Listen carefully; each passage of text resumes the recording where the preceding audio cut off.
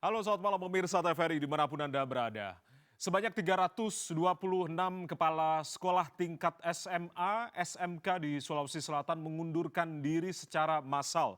Dampak dari adanya evaluasi kinerja dan juga temuan dari Badan Pemeriksa Keuangan atau BPK terkait dengan pengelolaan keuangan sekolah atau dana BOS. Temuan dari BPK ini menyatakan bahwasanya ada dugaan penerimaan cashback dalam pengadaan buku yang bersumber dari biaya operasional sekolah atau BOS. Komisi 10 DPR RI tentunya juga menilai persoalan ini muncul akibat lemahnya pendampingan dari Kementerian Pendidikan Dasar dan juga Menengah atau Kemendikdasmen dan juga dinas terkait, minimnya kapasitas dari pengelolaan keuangan sekolah atau BOS ini dan juga lemahnya sistem akuntabilitas pendidikan daerah. Lagi-lagi besarnya dana BOS yang sering dimainkan oleh sebagian pihak untuk dijadikan bancakan oknum tak bertanggung jawab ini.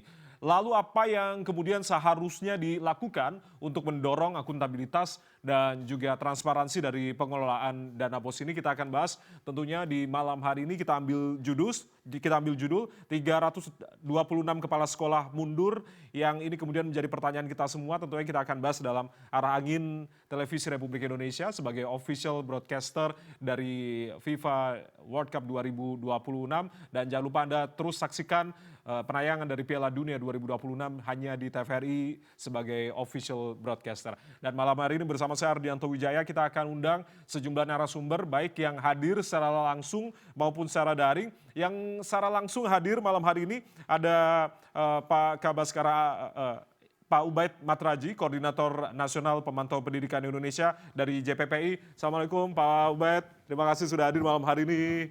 Baik, kami persilakan. Terima kasih, silakan duduk. Dan yang sudah bergabung secara daring kita akan sapa terlebih dahulu. Ada Pak Kabaskara Aji dari Sekjen PGRI. Pak Baskara, selamat malam Pak Baskara. Selamat malam Mas Herdi. Baik, terima kasih dengan Jaya di studio. Terima kasih sudah join di malam hari ini. Lalu juga ada Ibu Andi Tenri Indah, Ketua Komisi E DPRD Sulsel. Bu Indah, selamat malam. Salam sehat Bu Indah. Malam Pak. Baik, terima kasih sudah join malam hari ini. Yang sudah bergabung ada 3 orang di malam hari ini. Saya langsung ke Bu Indah kalau begitu. Bu Indah, ini yang kemudian menggegerkan, yang bikin heboh. Ada 326 kepala sekolah tingkat SMA, SMK di Sulawesi Selatan yang kemudian kemarin disarankan untuk membuat pernyataan pengunduran diri oleh Dinas Pendidikan di Sulawesi Selatan akibat adanya evaluasi kinerja dan juga temuan BPK terkait dengan pengelolaan keuangan sekolah, yang ternyata temuan dari BPK ini menyatakan adanya dugaan penerimaan cashback dari pengadaan buku yang bersumber dari dana BOS ini. Bagaimana Bu Indah bisa menggambarkan kepada kita terkait dengan perkembangan terkininya Bu Indah? Karena kan kemarin sudah dilakukan RDP nih dengan Komisi E, dengan Disdik atau Dinas Pendidikan Sulawesi Selatan, dan apakah kemudian ada perkembangan terkini terkait dengan RDP, apakah juga dilakukan oleh bersama dengan rekan-rekan kepala sekolah ini atau seperti apa Bu Indah? Iya, bermula dari adanya temuan hasil laporan pemeriksaan BPK atas pengelolaan dana BOS, khususnya penerimaan pemotongan harga atau cashback dari pengadaan buku oleh satuan pendidikan berdasarkan penjelasan Kepala Dinas Pendidikan dalam RDP kemarin yang kita lakukan di Komisi E. Pemeriksaan uji petik mencakup 128 satuan pendidikan itu pada tahap pertama. Terus tahap kedua ada 198 satuan pendidikan. Nilai temuan yang disampaikan kurang lebih 5 miliar yang tahap pertama. Terus yang tahap kedua itu kurang lebih 3,1 miliar. Oke. Rincian tersebut itu per sekolah. Perkembangan terakhir, sebagian besar kepala sekolah yang dijadikan sampel pemeriksaan telah melakukan pengembalian dana ke kas daerah sesuai rekomendasi BPK. Namun muncul kebijakan permintaan agar kepala sekolah membuat surat pengunduran diri yang dilakukan secara bersamaan dan masif, sehingga menimbulkan polemik. Itu yang kemudian menimbulkan polemik. Ya. Baik. Terus Komisi E Ya, silakan Bu Indah Komisi E, dilanjutkan. jadi Komisi E menggelar rapat RDP pada tanggal 12 Juni 2026 menyimpulkan agar Dinas Pendidikan menghentikan praktik permintaan pengunduran diri tersebut. Dinas Pendidikan merekomendasikan menyampaikan hasil pembahasan kepada Gubernur selaku pejabat pembina kepegawaian sebagai bahan pertimbangan kebijakan. Mungkin begitu. Oke, artinya ini kan bukan pengunduran diri, ini adalah bukan solusi satu-satunya begitu ya Bu Indah ya. Karena sebagian kepala sekolah Ya, tadi Anda betul. mengatakan sebagai objek yang objek temuan ini telah mengembalikan nilai temuan sesuai dengan rekomendasi dari audit. Kalau di total tahap pertama 5, lalu tahap selanjutnya 3,1, artinya secara total kan 8 miliar pengembaliannya begitu. Nah, bagaimana kemudian apakah sudah ada pemanggilan dari Komisi E DPRD Sulsel sendiri kepada pihak kepala sekolah? Apakah juga ada RDP, dan di RDP itu apakah juga ketahuan jangan-jangan ada intimidasi nih yang dilakukan terkait dengan surat pengunduran diri ini? Bagaimana kemudian dari Komisi E DPRD sendiri untuk menelusuri hal ini, Bu Indah?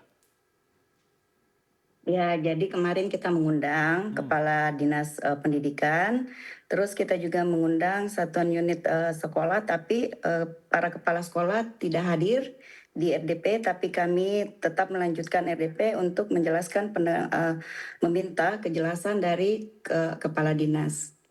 Oke. Tapi kami belum mendengar komentar dari para kepala sekolah.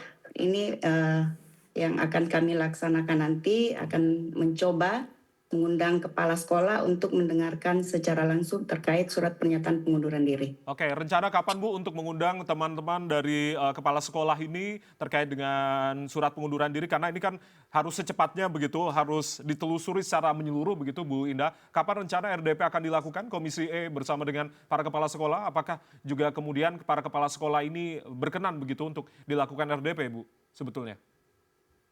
Ya, kami kemarin mengundang para kepala sekolah tapi tidak hadir, mungkin karena dia merasa kurang nyaman berhadapan langsung dengan Bapak Kepala Dinas, makanya insya Allah akan kami tindak lanjuti, akan mengundang dan akan membicarakan secara baik bersama para kepala sekolah. Oke, baik. Nanti kita akan mencoba untuk menggali lebih dalam lagi bersama dengan Bu Indah. Tapi saya juga bersama dengan Pak Sekjen dari PGRI, Persatuan Guru Republik Indonesia, Pak Baskara. Pak Baskara, bagaimana kemudian Anda melihat hal ini, Pak Baskara? Kalau tadi mengatakan sebetulnya dari banyak pihak menginginkan mengedepankan komunikasi sebagai solusi agar tidak menimbulkan keresahan seperti saat ini begitu. Pak Baskara, dari PGRI sendiri melihat kasus seperti halnya 326 kepala sekolah yang kemudian mengajukan mengundurkan diri di Sulawesi Selatan seperti apa? Baik, Mas. Jadi yang pertama tentu kami dari PGRI prihatin dengan kondisi yang terjadi di Sulawesi Selatan. Karena ini menjadi satu hal yang belum pernah terjadi. Ada 326 kepala sekolah bareng-bareng mundur gitu. Ini saya kira satu kasus yang cukup unik karena hanya terjadi di Sulawesi Selatan dan kali ini. Kami dari PGRI tentu mendukung kalau kemudian dilakukan mengedepankan transparansi dan akuntabilitas pada saat seorang kepala sekolah itu melakukan tugas-tugas tambahannya. Jadi yang perlu kita kedepankan di sini juga kata-kata tambahan. Jadi kepala sekolah itu adalah tugas tambahan, bukan tugas struktural.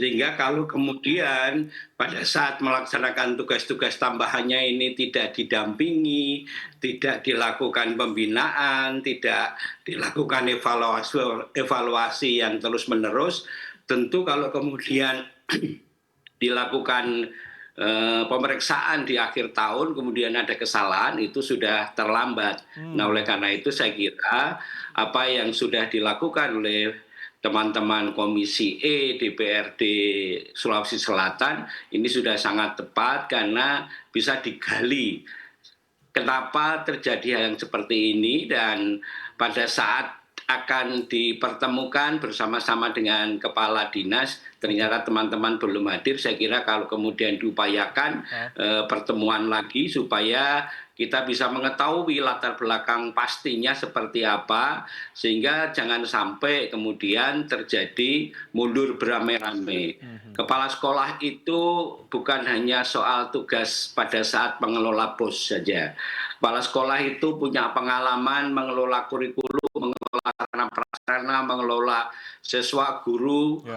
Ada yang sudah punya pengalaman bertahun-tahun. Kalau kemudian tiba-tiba berhenti, tentu juga menjadi kerugian bagi sekolah dan juga tentu kepada pemerintah daerah. Oleh karena itu saya kira teman-teman kepala sekolah tentu akan proaktif, akan kooperatif untuk melakukan pendekatan-pendekatan yang kemarin ditemukan kesalahan-kesalahan itu teman-teman pasti akan siap untuk melakukan perbaikan. Tetapi saya kira pemerintah daerah terutama dari Dinas Pendidikan juga bisa memahami yang dilakukan oleh kepala sekolah itu bukan hal yang mudah, karena mereka sebetulnya sejak awal dipersiapkan untuk menjadi guru, kemudian diberikan tambahan tugas yang belum tentu di sekolah itu ada tenaga TU yang mumpuni, ada tenaga TU yang cukup yang bisa mendampingi kepala sekolah untuk melaksanakan tugas-tugas administrasi. Karena tugas-tugas administrasi ini sebetulnya adalah tugas tambahan juga bagi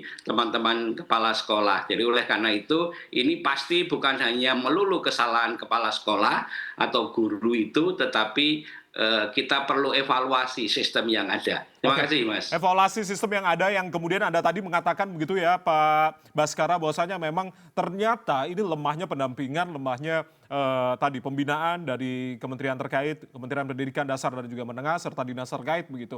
Tapi yang menariknya adalah apakah kemudian Anda juga melihat beban ini apakah memang seharusnya dibebankan kepada kepala sekolah untuk mengelola dana yang cukup besar ini dan juga para guru disertakan juga para komite, atau sebetulnya seperti apa Pak evaluasi dari mekanisme yang selama ini sudah berlangsung ini, apalagi kan kalau kita lihat ini berdasarkan aturan dari kalau tidak salah Permendikdasmen gitu 8 tahun 2025. Nah, bagaimana kemudian Pak Baskara melihat terkait dengan pengelolaan dana BOS ini? Apakah memang benar ini harusnya dikelola oleh kepala sekolah atau ini menjadi beban tersendiri ternyata buat kepala sekolah dan juga para guru dan juga komite ini?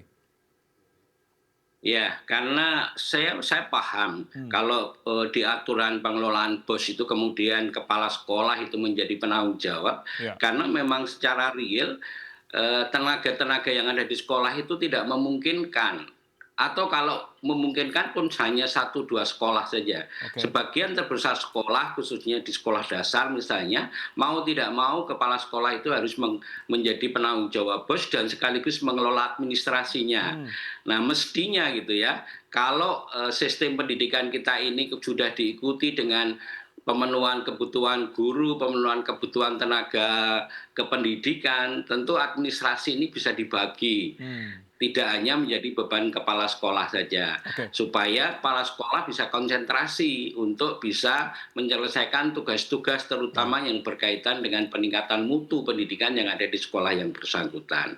Tapi kalau kemudian di juknis BOS berbunyi seperti sekarang ini, kami paham karena tidak memungkinkan kalau kemudian BOS itu dikelola oleh tenaga di luar kepala sekolah dan guru. Karena itu tadi kita kekurangan jumlah guru.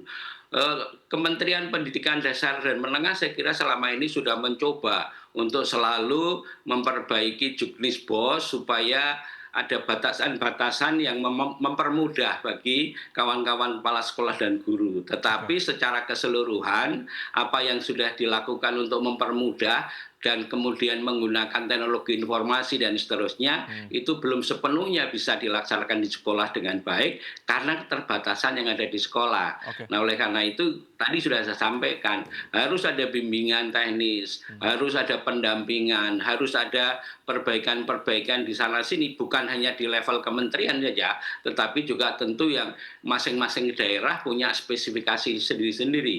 Kami dari PGRI tentu akan selalu melakukan pembinaan-pembinaan dan bimbingan-bimbingan kepada kawan-kawan anggota kami supaya menguasai dan memahami serta punya kemampuan dalam rangka mengelola dana BOS itu. Oke, itu dari PGRI. Saya langsung ke JPPI, Mas Ubed. Kalau Anda melihat dari kasus ini 326 kepala sekolah yang kemudian juga mengundurkan diri ini kasus langka loh dan baru terjadi di Indonesia di Sulawesi sepanjang sejarah. Bagaimana kemudian Anda melihat ini? Apa yang harus dievaluasi, Mas Ubed? Kalau di catatan kami sih ini bukan sepanjang sejarah. Mungkin besarnya iya. Besarnya iya. Tetapi kepala sekolah berjamaah rame-rame mundur itu banyak terjadi di mana-mana. Banyak terjadi. Tidak aja di Sulawesi Selatan artinya. Tidak. Sebelumnya pernah terjadi di Garut, sebelumnya pernah terjadi di NTT, pernah terjadi di Riau, di banyak tempat. Terkait dengan pengelolaan dana BOS? Yes. Nah, Jadi, apa yang kemudian harus dievaluasi dari Permendikbudmen ini yang baru? Jadi yang paling banyak belum dilakukan oleh sekolah-sekolah adalah soal transparansi dan akuntabilitas. Transparansi dan akuntabilitas. Ya, jadi ada kewajiban di mana dana BOS itu harus dipampang. Ya, penggunaan untuk apa, diserap apa, dibelanjakan untuk apa gitu. Transparansi ini yang belum dilakukan ya, ternyata. belum dilakukan. Tidak hanya soal bagaimana melaporkan, tetapi dana BOS itu bukan saat ini siapa yang tahu dana BOS itu siapa yang tahu? Yang tahu kebanyakan itu adalah kepala sekolah sama bendahara. Di luar dua orang itu buta. Komite juga dilibatkan. Enggak. Tidak dilibatkan artinya sama ini. Mayoritas enggak. Mayoritas tidak. Bahwa ada komite dilibatkan 1-2 oke, tapi mayoritas no. Jadi mestinya anggaran sekolah yang di BOS itu yang diterima oleh sekolah, mestinya itu dibicarakan bersama dengan komite. Ada perwakilan orang tua. Kita buka tahun ini ada berapa dana yang masuk, dipakai untuk apa, direncanakan bersama. Tapi nyatanya jangankan komite, guru aja nggak tahu. Selain Sesama tadi, guru saja selain tidak yang tahu. saya sebut tadi, kepala sekolah dan bendahara nggak tahu. Itu dana-dana gelap. Yang tahu hanya kepala sekolah dan bendahara, mayoritas. Saya bilang mayoritas. Jumlahnya besar loh Mas Ubed. Iya, ya karena itu makanya Kementerian Pendidikan Dasar dan Menengah itu harus melakukan pendampingan, monitoring, evaluasi dan memberikan sanksi. Kalau misalnya sebelum ke pelaporan ya, tapi soal perencanaan ini misalnya tidak melibatkan guru, tidak melibatkan komite, tidak melibatkan orang tua, itu ada sebuah kesalahan. Tetapi itu jamak terjadi di mana-mana. Sehingga ketika dana BOS itu hanya dikelola oleh 2 orang, apalagi pelaporannya juga tidak dipublish, maka itu mengundang moral hazard untuk melakukan penggelapan dana BOS. Dan catatan JPPI juga paling banyak penyelewengan dana pendidikan di sekolah adalah penyelewengan dana BOS. Dana BOS ini? Iya, dan itu dari tahun ke tahun. Jadi sama sekali di Sulsel ini tidak mengagetkan bagi saya. Ini sesuatu yang jamak sekali terjadi. Contoh. Kalau di Sulsel ini kan pengadaan buku, lalu ada cashback, ya kan? Tidak hanya kasus pengadaan buku dan cashback. Contoh, Kemendikbudmen punya program digitalisasi, dibagi-bagi TV ke sekolah-sekolah itu. Kemendikbudmen bilang free, gratis. Di lapangan bayar semua. Mayoritas banyak gitu. Ada cashback, ada oknum-oknum yang memainkan ini. Saya tanya, Pak, ini kan jelas instruksi menteri tidak ada bayar. Ini gratis, ini fasilitas yang menjadi program presiden dan seterusnya. Iya Mas. Kalau kita nggak bayar, kalau ada bantuan lagi nggak dikasih kita. Jadi memang ada sekelompok oknum-oknum ya yang memanfaatkan bahkan dalam tanda kutip memeras kepala sekolah. Memeras kepala sekolah. Memeras kepala sekolah. Nah, ini yang kemudian sehingga kemudian kenapa mereka berjamaah mundur? Dugaan saya mereka juga diperas berjamaah gitu. Sehingga seakan-akan orang pelakunya bukan saya diinstruksi, saya diperas gitu kan, kenapa harus saya bertanggung jawab? Makanya mereka sepakat, oke, kita bareng-bareng mundur gitu. Kalau mau buka-bukaan, ayo dibuka. Gitu. Ya, ini yang kemudian jangan sampai ini bebannya sudah berat, kepala sekolah, guru ataupun juga bendahara, jangan sampai ini diberikan beban yang cukup berat juga mengelola ini tadi dan tadi ada beberapa resiko-resiko juga jika kurangnya pembinaan, kurangnya terkait dengan pendampingan dari kementerian terkait ataupun juga dinas begitu. Lalu tahan dulu Mas Ubed, nanti kita akan jawab di segmen selanjutnya. Usai jeda, saudara, kita masih akan bahas masih bersama dengan Mas Ubed dari JPPI dan juga ada Bu Indah dari Komisi E DPRD Sulsel dan juga dari Sekjen PGRI ada Pak Baskara. Usai jeda kita akan kembali, tetaplah bersama kami di Arahing TVRI, kami kembali saat lagi.